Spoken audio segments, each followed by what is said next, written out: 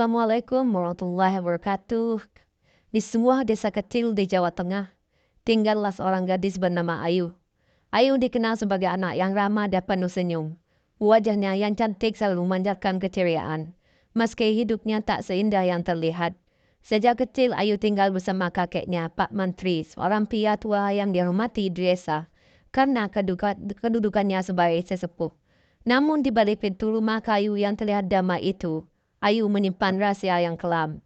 Sejak usianya menginjak 14 tahun, kakeknya melakukan sesuatu yang tak bisa ia ungkapkan pada siapapun. Aku tak berdaya. Ia takut, malu, merasa tak ada tempat untuk berlari. Sang kakek mengancam, kalau kamu cerita, siapa yang akan percaya? Mereka hanya akan menyalahkanmu. Tahun demi tahun berlalu, Ayu hamil untuk pertama kalinya pada usia 15 tahun. Orang di desa hanya berbisi-bisi tanpa berani bertanya.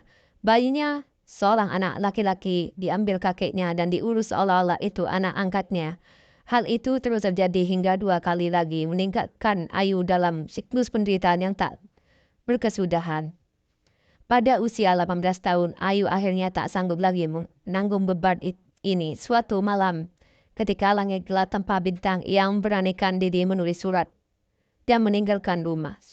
Surat itu ia selipkan di meja.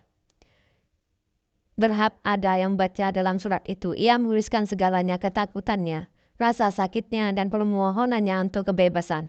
Keesokan harinya surat itu ditemukan oleh Pak Lurah. Ia terkejut dan segera mengambil pihak berwenang. Untuk pertama kalinya Ayu merasakan cahaya harapan menginap di tengah kegelapan hidupnya. Sang kakek ditangkap dan diadili meskipun proses hukum berjalan panjang dan sulit. Ayu akhirnya mendapatkan keadilan.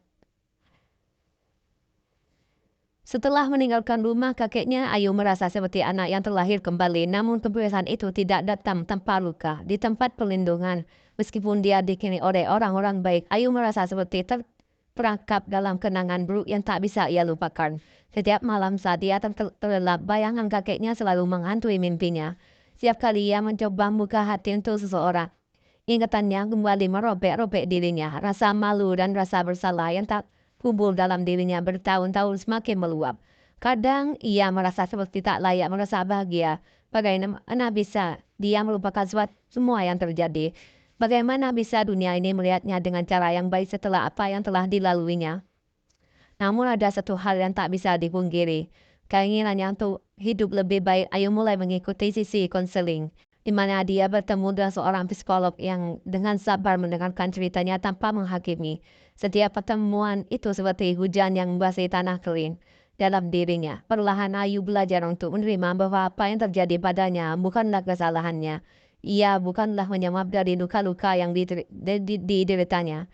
Suatu hari setelah berbulan-bulan berjuang, Ayu mengunjungi makam ibunya. Ibunya meninggal ketika Ayu masih sangat kecil, namun kenangan dan tentangnya selalu hidup dalam ingatannya.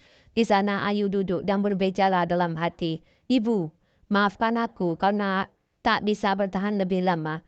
Tapi aku berjanji aku akan hidup dengan lebih baik meskipun aku tak tahu bagaimana cara melakukannya.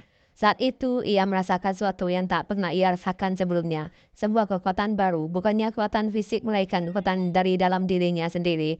Itu adalah kekuatan untuk melanjutkan hidup, untuk memaafkan diri sendiri, dan untuk menerima bahwa masa lalu tak bisa diubah, tetapi masa depan masih ada untuk diperjuangkan. Setelah beberapa tahun, Ayu memutuskan untuk berbuka butik kecil. Hasil dari usahanya belajar menjahit di rumah kelindungan. Bisnis kecil itu tumbuh dan lambat laun Ayu mulai dikenal sebagai wanita mandiri dan penuh semangat. Setiap kali dia meraih pencapaian, dia merasa lebih dekat dengan perdamaian dan alam hatinya. Namun, meskipun hidupnya semakin stabil, Ayu tidak pernah melupakan masa lalunya. Suatu malam, saat dia sedang duduk sendirian di dalam butik, ia menatap foto dirinya yang kecil. Dalam gambar itu, dia tersenyum, namun sekarang senyumnya berbeda, lebih kuat, lebih tulus, dan lebih penuh arti.